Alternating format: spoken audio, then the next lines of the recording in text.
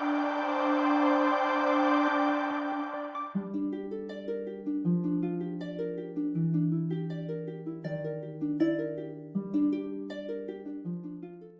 ಶ್ರೀನಿವಾಸ. ಈ ದಿವಸ ನಾನು ದೀಪಾವಳಿ ಪ್ರತಿಕ್ರಿಯೆ ದಿನ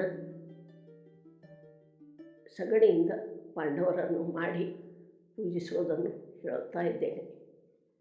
ಈಗ ಪಾಂಡವರನ್ನು ಮಾಡುವುದನ್ನು ತೋರಿಸುತ್ತಾ ಇದ್ದೇನೆ. ಹರೇ ಶ್ರೀನಿವಾಸ. ಈ ದಿವಸ ನಾನು ಸಗಣಿಯಿಂದ ಪಾಂಡವರನ್ನು ಮಾಡುವುದು ಹಾಗೂ ಪೂಜಿಸುವುದನ್ನು ತೋರಿಸ್ತಾ ಇದ್ದೇನೆ. ಇದನ್ನು ಮೊದಲೇ ಹಾಕಬೇಕಾಗಿತ್ತು, ಆದರೆ 5 ದಿನ ಪೂಜೆ ಮಾಡುವವರಿಗಾದರೂ ಉಪಯೋಗವಾಗಲೆಂದು ಈ ದಿವಸ ಹಾಕ್ತಾ ಇದ್ದೇನೆ. ಮೊದಲು ಸಗಣಿಯಿಂದ ಈ ತರಹ ಒಂದು ತಟ್ಟೆ ಮಾಡಬೇಕು.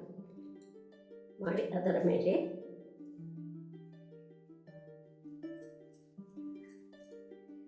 ಚಿಕ್ಕ ಚಿಕ್ಕ 5 ಪಾಂಡವರನ್ನು ಮಾಡಿ ಇಡಬೇಕು. ಪಾಂಡವರನ್ನು ಹೀಗೆ ಮಾಡಿ ಇಟ್ಟು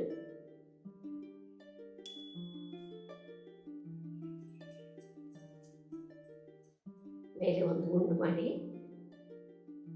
ಈ ತರಹ ಮೂಗು, ಚೂರು ಬಾಯಿ,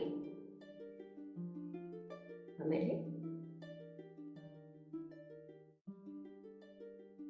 ಕಣ್ಣು ಈ ತರಹ ಮಾಡಿ 5 ಪಾಂಡವರನ್ನು ಮಾಡಬೇಕು.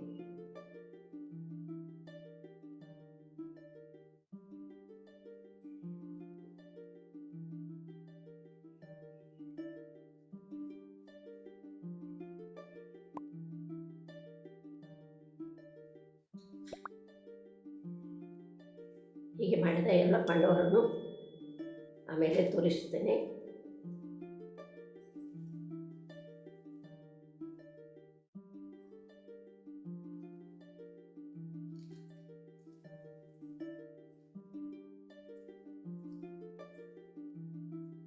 ಇವುಗಳನ್ನು ತಲೆಬಾಗಿಲ ಎಡಕ್ಕೊಂದು ಬಲಕ್ಕೊಂದು ಇಡಬೇಕು.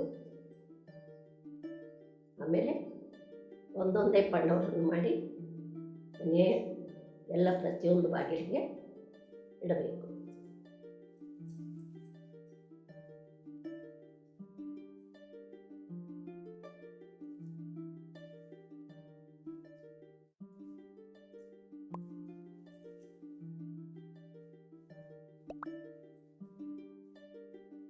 ಈಗ ದೊಡ್ಡ ಊರಲ್ಲಿ ಸಗಣಿ ಸಿಗೋದಿಲ್ಲ, ಆಗ ರಂಗೋಲಿಯಿಂದಲೂ ಹಾಕಬಹುದು.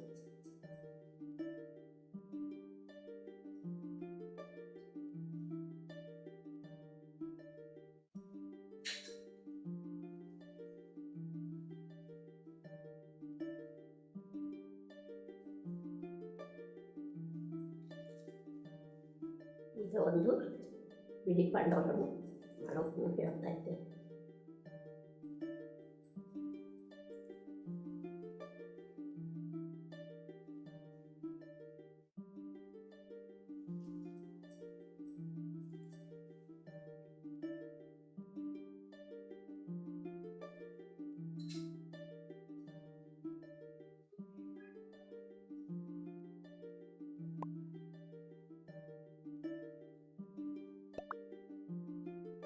ಹೀಗೆ ಮಾಡಿ ಈ ಥರ ಪಾಂಡವರನ್ನು ಎಲ್ಲ ಬಾಗಿಲಿಗೂ ಒಂದೊಂದು ಈ ಥರ ಪಾಂಡವರನ್ನು ತಲೆಬಾಗಿಲಿಗೆ 2 ಇಡಬೇಕು.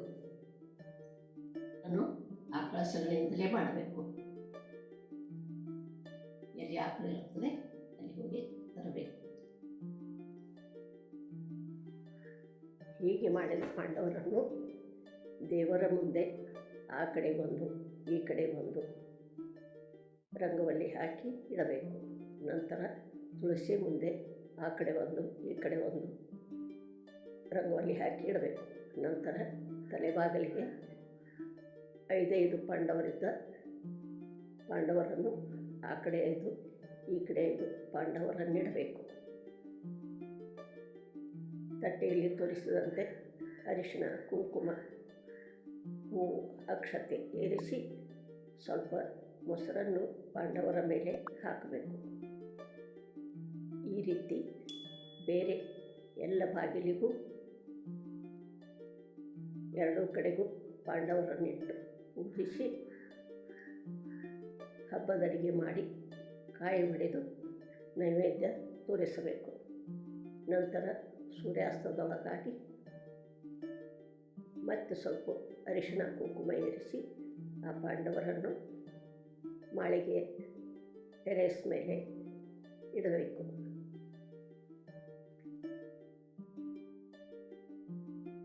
ಒಣಗಿದ ನಂತರ ತೆಗೆದಿರಿಸಬೇಕು. ಈ ಪಾಂಡವರನ್ನು ರಥಸಪ್ತಮಿ ದಿನ ಕರ್ಪೂರ ಅಥವಾ ತುಪ್ಪದ ಬುತ್ತಿಗೆಯಿಂದ ಬೆಂಕಿ ಮಾಡಿ ಅದರ ಮೇಲೆ ಹಾಲಿಟ್ಟು ಸೂರ್ಯನ ಮುಂದೆ ಉಕ್ಕಿಸಬೇಕು. ಇದು ನಮ್ಮ ಮನೆಯ ಪದ್ಧತಿ. ಅವರವರ ಮನೆಯಲ್ಲಿ ಹೇಗಿರುತ್ತೋ ಹಾಗೆ ಮಾಡಬೇಕು. ಕೆಲವು ಮನೆಗಳಲ್ಲಿ ದೀಪಾವಳಿ ಪಾಡ್ಯದಿಂದ ಪಂಚಮಿವರೆಗೆ ಪಾಂಡವರನ್ನು ಒಂದು ಸ್ಥಳದಲ್ಲಿ ಸಾರಿಸಿ ರಂಗವಲ್ಲಿ ಹಾಕಿ 5 ಅಥವಾ 10 ಪಾಂಡವರನ್ನು ಮಾಡಿ ಪೂಜಿಸಿ ಪಂಚಮಿ ದಿನ